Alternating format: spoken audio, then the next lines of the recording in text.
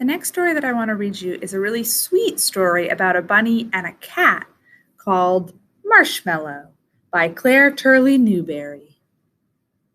Marshmallow.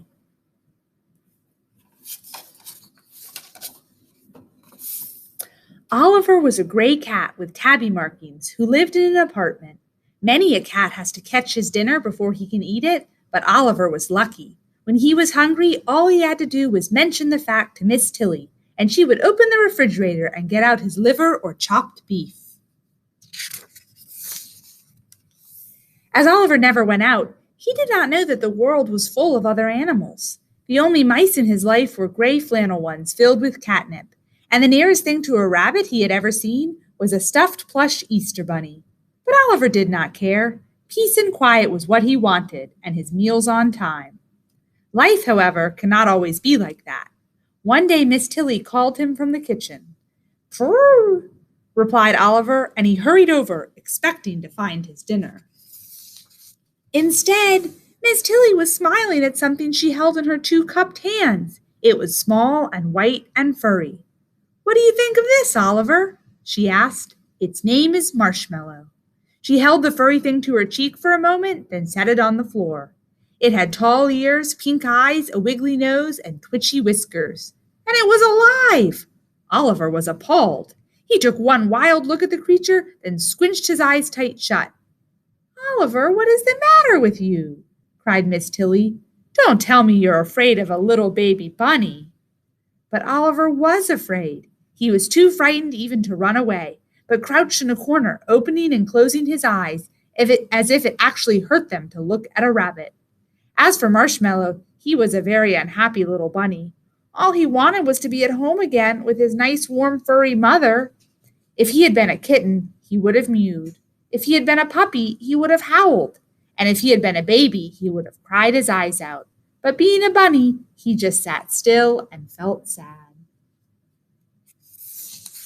However, Marshmallow cheered up a bit when he had his dinner, a raw carrot and a bowl of rolled oats. The bowl said "dog" on it, for the shop did not have any dishes with rabbit or bunny on them. But as Marshmallow could not read, this did not much matter.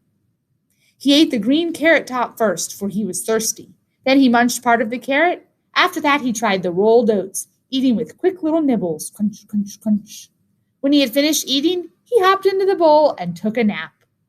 That night Marshmallow slept in the bathroom on a bed made out of folded towels.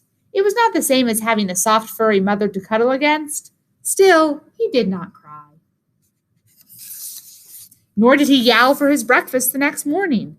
"If only you were nice and quiet like that, Oliver," yawned Miss Tilly when Oliver woke her with a frantic scratching and meowing at her bedroom door. Miss Tilly warmed some chopped beef for him, gave Marshmallow another carrot, and made herself some coffee and toast. Then she sat down at her typewriter and wrote, "A poem in praise of rabbits." A bunny is a quiet pet. A bunny is the best thing yet. A bunny never makes a sound. A bunny's nice to have around.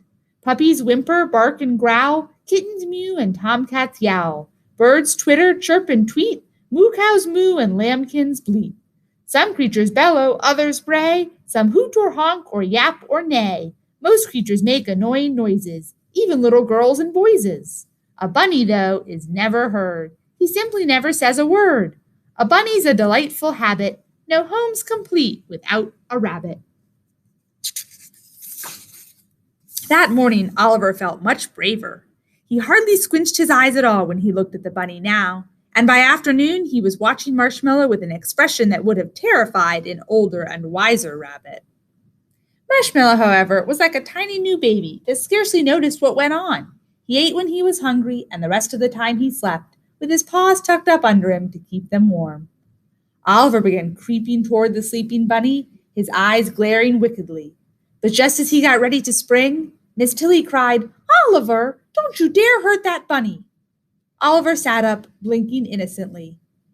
"This just isn't going to work out," Miss Tilly told herself sadly. "Cats have always hunted rabbits, and I suppose they always will." She put Oliver in the other room, and after that she did not let him come near Marshmallow.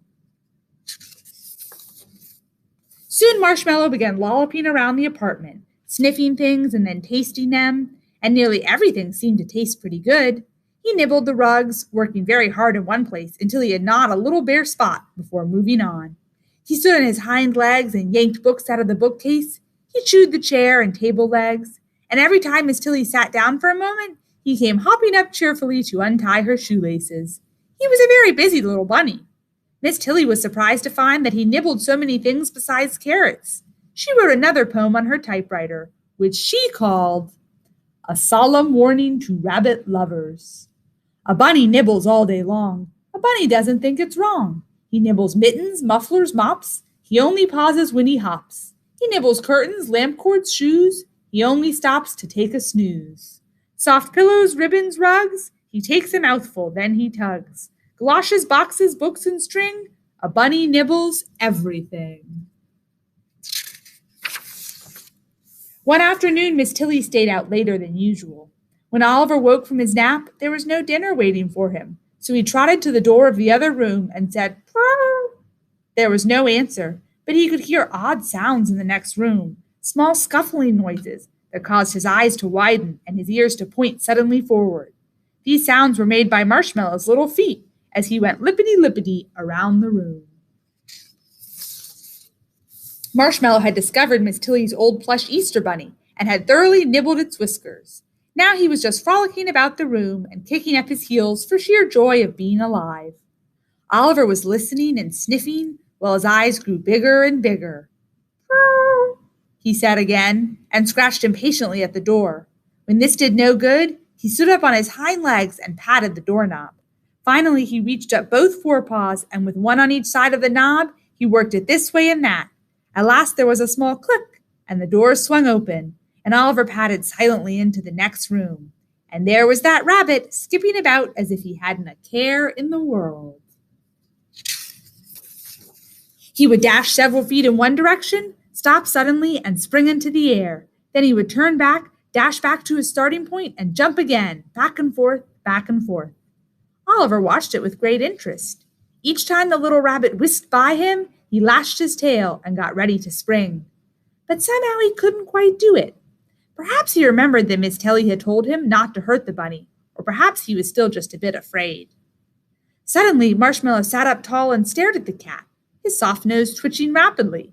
He looked most inquisitive, but not in the least alarmed. What was this great striped animal? He wondered. Could it possibly be his mother in a new coat? And while Oliver hesitated, trying to make up his mind to pounce, all at once Marshmallow scampered joyfully up to him and kissed him on the nose. Marshmallow shut his eyes and snuggled close, blissfully happy to have found another furry animal. Even when Oliver opened his jaws and took hold of him with his teeth, Marshmallow was not afraid. For the next moment, Oliver was licking his face as tenderly as any mother cat with her kitten. And like any mother cat, he licked the fur in the wrong direction, so that it stood on end and looked all mussed up.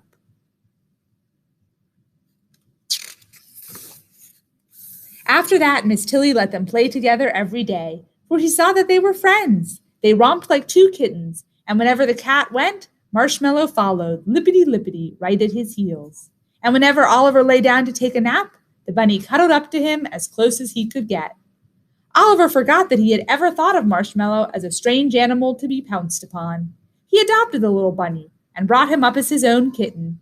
And although Oliver never said so, I could not help thinking that in time he came to agree with Miss Tilly that a bunny's a delightful habit, no home's complete without a rabbit. The end.